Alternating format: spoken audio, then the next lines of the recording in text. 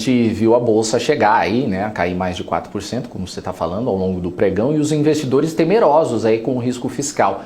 A queda acabou sendo amenizada no fim do dia, mas mesmo assim o movimento contribui com uma perda de mais de 6% na bolsa essa semana. Como é que você vê esse movimento? O mercado está receoso de aumentar gastos sem aumentar receitas?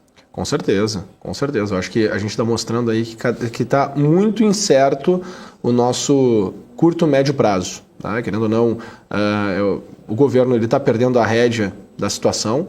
Tá? A gente vê aí, equipe econômica saindo, né, pedindo demissão, mais pessoas saindo dos seus cargos.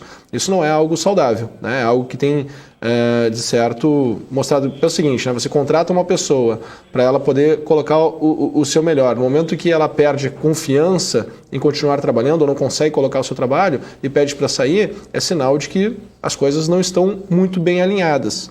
Então essa é a mensagem que eu consigo tirar, assim como, né, grande parte dos investidores também consegue tirar, e isso estimula um fluxo de venda, né, e uma redução do fluxo de compra, e obviamente que a cotação ela vai cair. Né? Mas dá para a gente ir interpretando aqui o comportamento do mercado agora e tentar entender, né, onde podemos enxergar aí o mercado voltar a ter um certo equilíbrio. Legal. E para hoje, Guga, o que você pode dar uma olhada aí no gráfico? O que você está projetando para essa sexta-feira? Será que teremos aí mais um dia sangrento? Vamos olhar o que dá para esperar aí para o nosso Ibovespa e para o nosso mercado futuro no dia de hoje. Bom, interpretando primeiro aqui o Ibovespa, né, é muito importante lembrar novamente que uma percepção de que o ano poderia ser uma grande correção, até porque, querendo ou não, né, Daniel, nós estamos vendo aí S&P 500 ontem batendo nova máxima histórica.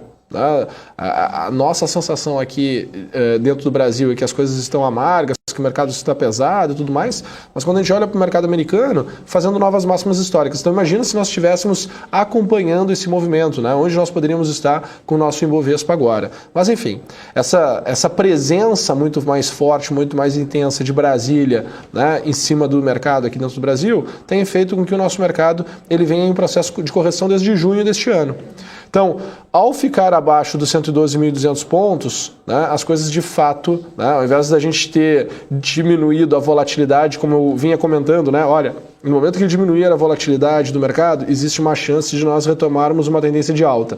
O mercado, ao invés de diminuir a volatilidade, ele aumentou a volatilidade, né, conseguiu ter mais incertezas de curto prazo, o que acaba, né, gerando essa correção um pouco mais intensa, um pouco mais profunda. Eu não descarto a possibilidade, se por um acaso não vier, né, uma resposta que traga um pouco de alívio para os mercados agora por parte de Brasília, a gente precisa ver uma resposta de Brasília, porque todos os holofotes estão para Brasília. Né? As incertezas, o fluxo financeiro está olhando para Brasília hoje, querendo ou não. Tá? Então, se as coisas não melhorarem no curto prazo, podemos sim ver a nossa bolsa ir perder, né, a região dos 100 mil pontos. Tá? Podemos chegar, quem sabe, aí até a região de 96.500 pontos. Tá? No curto prazo, ontem eu comentei aqui no nosso pre-market, né, que o movimento negativo do nosso mercado ele poderia vir até essa região dos 105.500 pontos. Continuo olhando para ela. Tá? Tivemos, acho interessante, né, olhar e observar que nós tivemos uma resposta no final do dia interessante do nosso mercado, né, a partir das 3 horas da tarde. Certo? Tivemos toda essa movimentação da equipe econômica no fechamento do nosso mercado, o que fez com que o aftermarket sofresse um pouco mais, o EWZ, né, lá nos Estados Unidos caísse, tá, também muito forte, muito mais intenso no pre-market, mas me chama a atenção que essa abertura, a gente não está trabalhando nas mínimas de ontem. Tá? Então me chama a atenção e vou ficar acompanhando aqui como é que vai ser o comportamento do mercado por agora. Tá? No tom negativo, a minha visão é que a gente possa ver o mercado vir buscar essa região dos 105.500 pontos.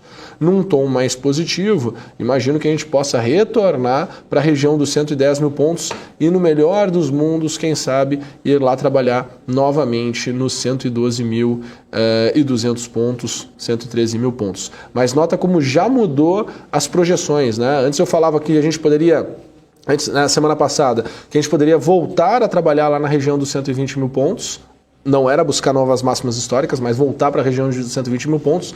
Essa deterioração de cenário, né, quando eu olho para o mercado, quando eu olho para o comportamento do preço, quando eu olho para os números, né, para os dados que nós temos aqui agora, eu já não consigo mais enxergar esse fôlego, simplesmente uma movimentação de alta seria para voltar ali para a região dos 112.200 pontos.